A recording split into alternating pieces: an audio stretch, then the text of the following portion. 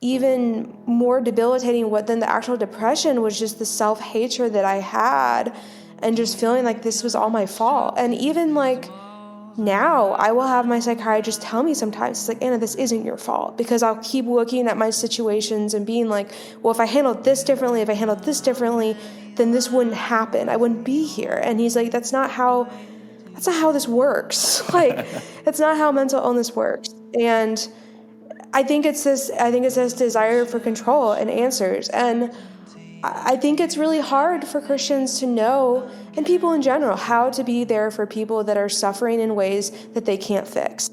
Where the refugee suffers and the white man has it made.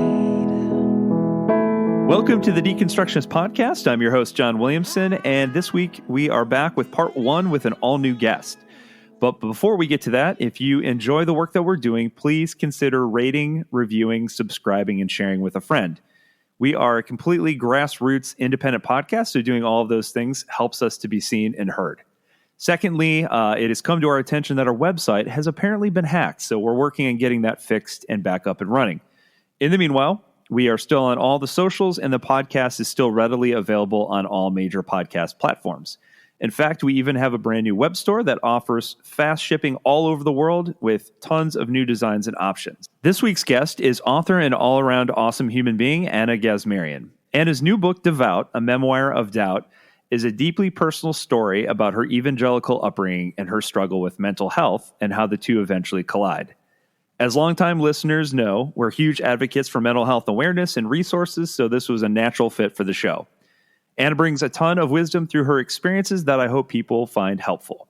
Anna holds an MFA in creative writing from the Bennington Writing Seminars. Her essays have been published in the Rumpus, Longreads, The Sun, and The Guardian. We had a really great conversation, so without further ado, let's get to it. Here's part 1 of my conversation with Anna freaking Gazmarian.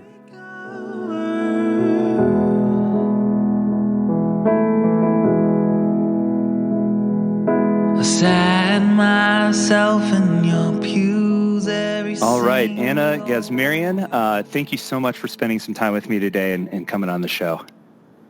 Thank you so much for having me. Your podcast actually has been really helpful for me in my deconstruction era, so I really appreciate being here.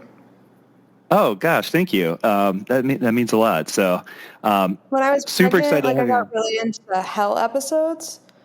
That was what I did when I was pregnant. I was like, what do I think about hell? This is what I need to figure out. So yeah, I listened to all those. Oh man, those are some of my personal favorites too. It's like the most like extreme part of Christianity, and like reflecting on what does it really mean, is always interesting. And I actually, ironically, just got another book by another scholar on the topic, so might be revisiting that one again soon. Exciting. So, yeah, absolutely. But we're here to talk about your new book, which is awesome, by the way. And it's always like I'm always impressed with authors who can go to a place that's very, very vulnerable. And a memoir is just that. You're pulling from your own personal life and kind of laying it out there for the benefit of others. And I do think conversations like this are super important and helpful, especially for folks who are listening who may have come out of a similar evangelical background where we were just taught you just need to pray harder and it'll go away. Your sadness will turn to joy, and all this stuff. And instead of seeking out people with God-given gifts who can help you. And so I appreciate you writing this book. And I think to start off, let's tell folks a little bit, what was your background like? What was your upbringing like in regards to church and faith? Yeah, so I was born and raised in the South, and I went to multiple non-denominational churches. My entire framework around life was the church, and I had a lot of anxiety from a younger age and craved certainty and structure. And so for me, religion back then and faith was very much like a rule book, and I could check the boxes, and that's kind of how I structured my life. But there was also just this overwhelming sense of doubt and everything that I was being taught didn't align with my experiences, which was really difficult for me. Like I was, on mission trips and did all that whole thing and thought I was going to be a missionary. And I remember going to places and everyone would be like, oh, I see God in this. And I was just like, I just see the pain. And as an Enneagram 4 in an evangelical space where all I see is pain and death, it just didn't really work for me. And I guess my strategy was just to keep learning more and pouring myself in more. So I got really into the apologetics movement, and every doubt that I had, I tried to combat that with some sort of defense, because there were many moments where I was like, oh, I don't know if I believe in God. And so then I had to go and read C.S. Lewis. So I feel like, yeah, that went well. But I feel like and there was this sense of belonging that I got from that. And I think something that I really wanted to capture in my book and in my writing is that I think I'll focus on this more, but there is still this sense of nostalgia that I have and this like deep love that I have for those spaces. There was obviously a lot of harm done, but I can see that the way in which the harm was done, even though there was a power dynamic, even though there was indoctrination, there was also, in their perspective, they were doing the best that they could, and they thought they were doing the most loving thing. And so I kind of want to capture the inner logic of the evangelical experience, and I think it's really reductionistic to just say, these are evil, bad people, when from their perspective, they're doing everything out of love. Yeah, that I think is probably the internal struggle for a lot of people coming out of that background. It's like, I was talking to a good friend of mine the other day, and I still have a ton of friends who are still, deeply entrenched in sort of the evangelical world, who are some of the most loving, like incredible people I've ever met, where we might disagree on some theological concepts, but they're good people who are well-meaning. So, I think it kind of goes back to you can't, it's hard to paint in broad strokes for that reason, So like, can we appreciate the things, the faith of our childhood and still acknowledge that, well, it doesn't work for us today.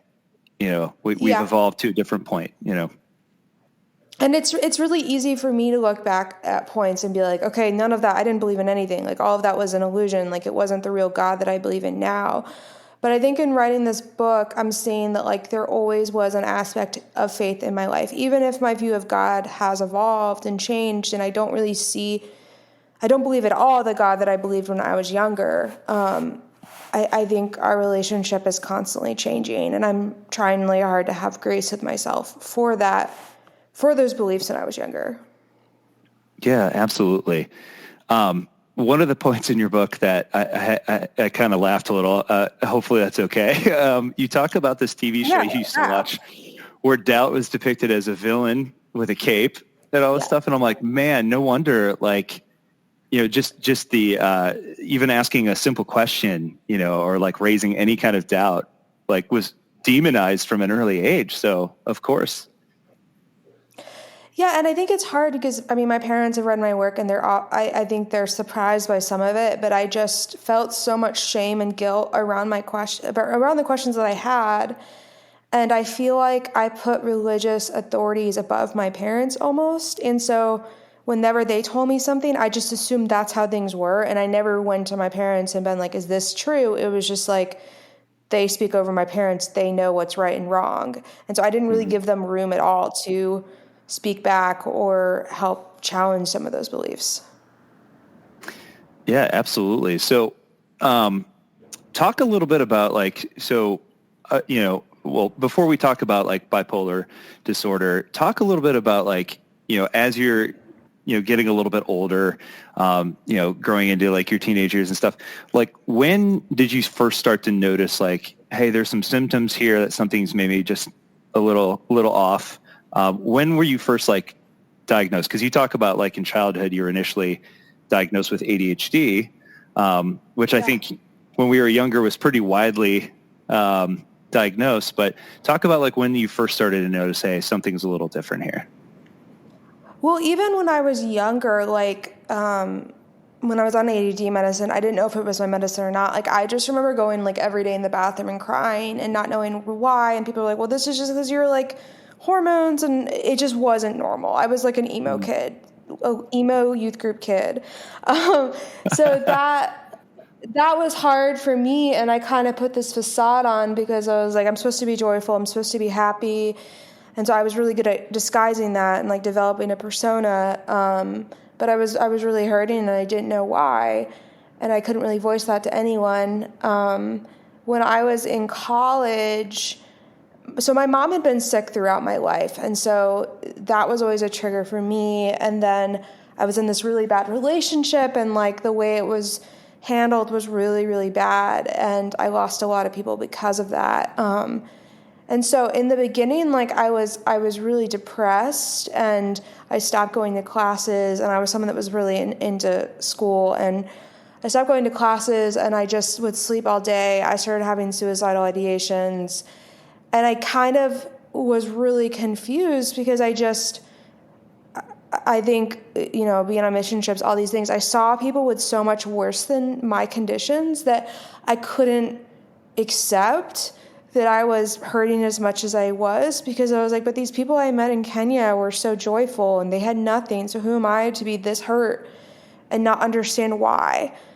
So I think that was really hard for me. I think I did start having like manic episodes where I would just stay up all night and paint. And I think because of my controlled environment that I had grown up in, like I was able to kind of channel that energy and not do anything incredibly erratic. But yeah, it was like I just felt completely out of control of my mind, and I didn't know where that fit within Christianity. Like I knew that I did go to a secular therapist on campus, and he was just outraged and worried about me, and I just was like, this isn't integrating faith at all, so I just can't have this.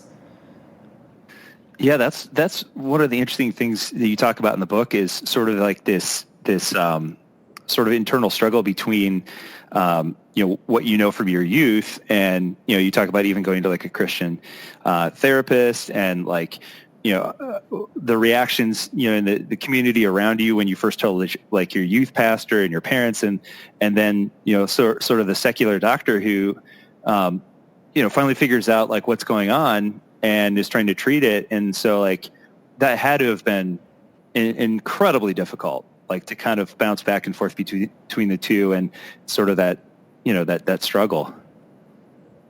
Yeah, I think the hardest thing for me to grapple with was I was taught from a really young age that people that die by suicide go to hell and it's an unforgivable sin. And I was having all these ideations. And the thing I didn't realize until retrospect is that like certain SSRIs can increase suicidal ideation, and a lot of times they don't tell you that. And so I didn't know where it was coming from. And like I couldn't drive down the road without feeling like I was going to like go run off the road. And for me, it was like these obsessive thoughts, and I didn't know where they were coming from, and I just assumed it was from Satan. And so I felt like I was under spiritual attack, and I had people telling me that I was under spiritual attack. And so I didn't know where medication and all these things fit into that, because I thought, okay, if I just have more faith, these things are going to go away. And so I went to a Christian therapist, and she just used the Bible, and she didn't talk about mental illness. She just kept saying that I needed to do these things. And at that point, I had gone on an antidepressant because I couldn't keep up with school, and I felt really guilty about it. I felt like I was cheating by doing that. But I was going to this therapist, and I don't know, honestly, it had to be God, that I was just like, I can't do this. And it was the first step of me really stepping out of that community. And no one told me to go to a psychiatrist. I didn't tell anybody that I was doing it. And I didn't really believe, like when I went there and she was immediately like, yeah, you have bipolar, I didn't immediately believe her. But everything she was saying to me made sense of my experiences. But then there was the dynamic of like, how much faith do I put in medication, and how much faith do I put into science, and how does this connect with my own faith? And I think in the book I wanted to capture also like, it's not one or the other, and there is danger for me in putting all my faith in science and thinking that that can save me, just as it is to think that faith is like the only coping mechanism to deal with mental illness. Mm-hmm.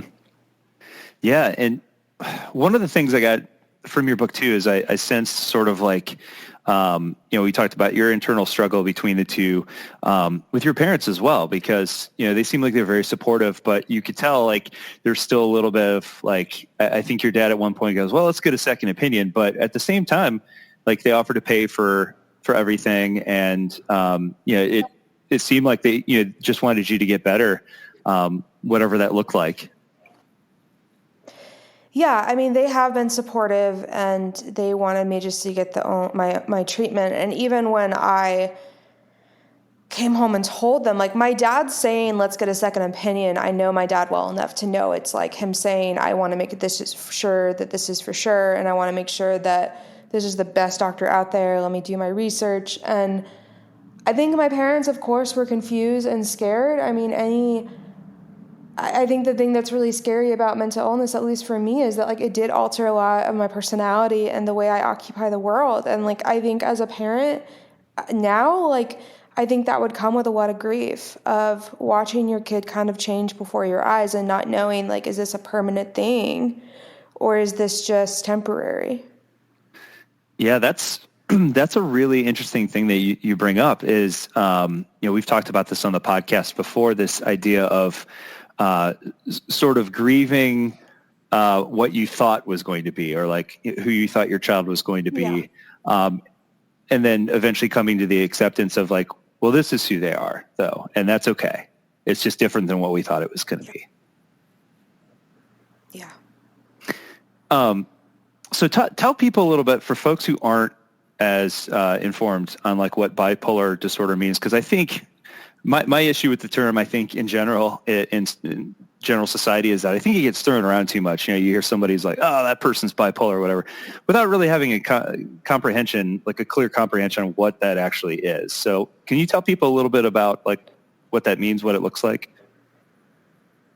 Yeah, I mean, I think it's different for everybody. I have type 2 bipolar, which means that I experience hypomania, which is like a milder form of mania, which often involves racing thoughts, excessive energy.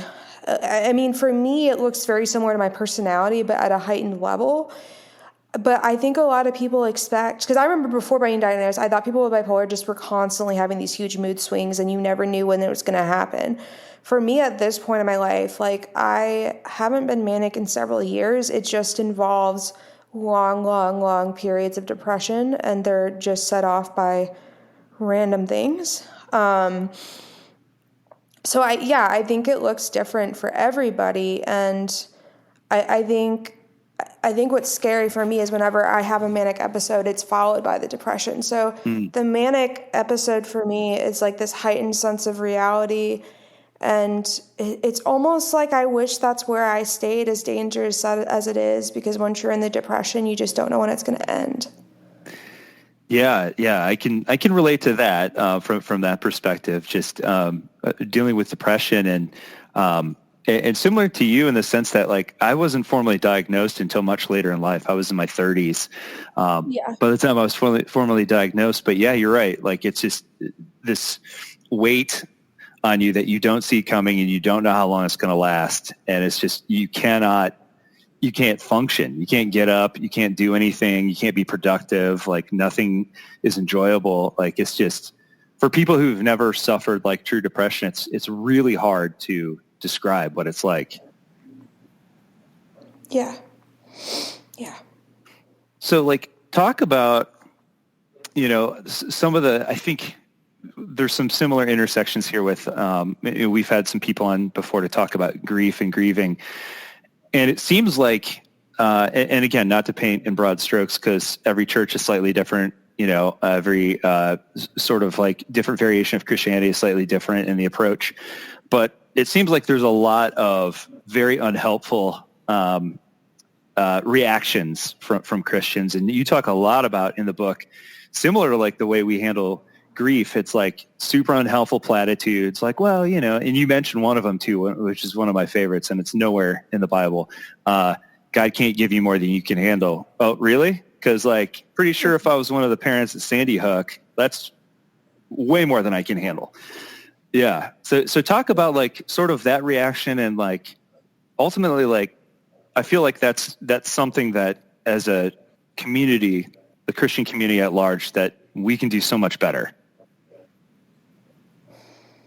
So like the toxic messages that I was given? Yeah. Is that what you're asking? Yeah, because you got them, because you mentioned them a couple times, like you got them from like sort of like your community, but then like you talk about joining like Campus Crusade for Christ, and even folks within that group were doing the same thing. They're like, well, I'll pray for you, and then like, ta-da, don't you feel better?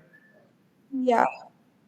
Yeah, I think what was really dangerous was the idea that one day this suffering will go away and that no tear will be shed anymore and you'll be in heaven and everything's going to get better. Because for me, it was like, okay, but what's the point of me being alive now? And how is that supposed to make me be able to grapple with that pain any more than I already am? And how is that supposed to make me want to be alive?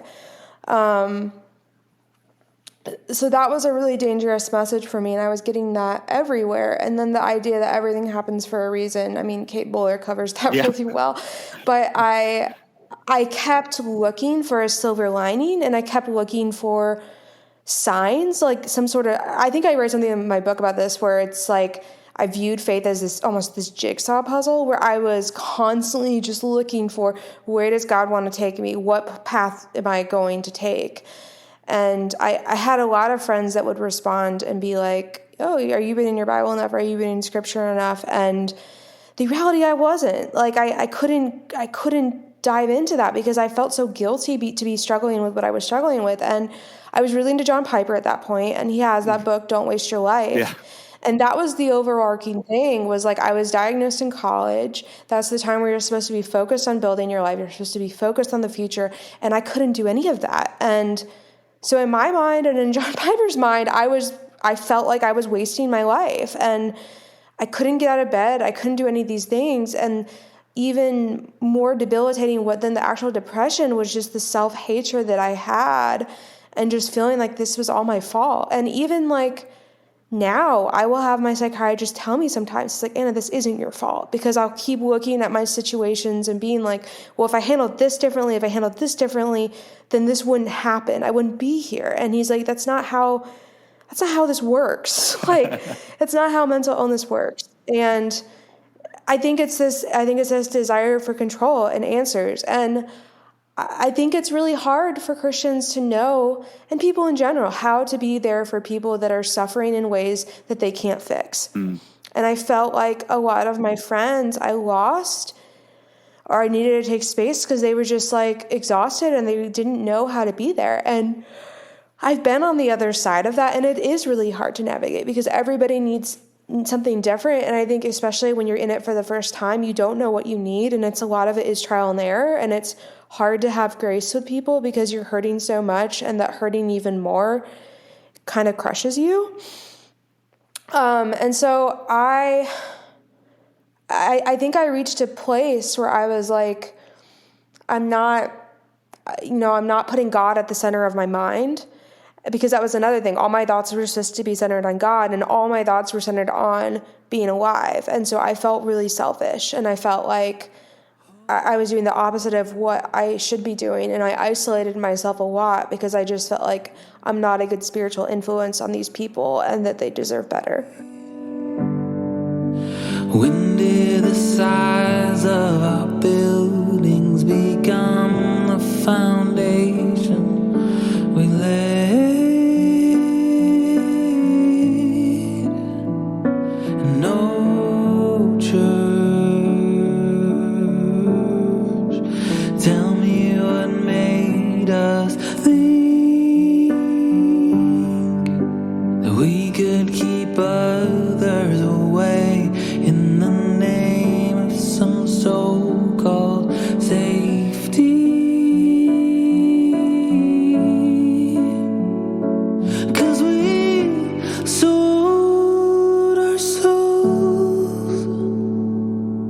for a little bit of power and control, and we left a hole, and those were called to love. Oh, church, what have we done? No church.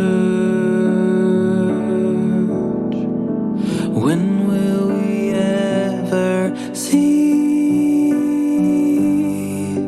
Until we're all treated the same, and nobody is actually free.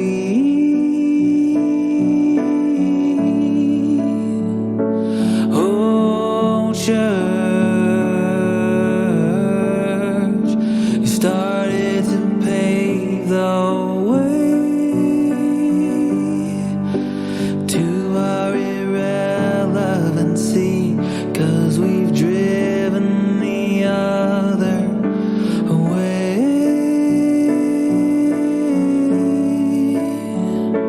'Cause we sold our soul for a little bit of power and control, and we left a hole, and those were called to love. I guess they're not enough. Oh, church, what have we done? But there is hope, somewhere to go, someone to feed, someone to lead, someone to clothe. And who are we, if not redeemed, bringers of peace and justice, sweet and holy love? Oh, church, what have we done? No, church, what have we done?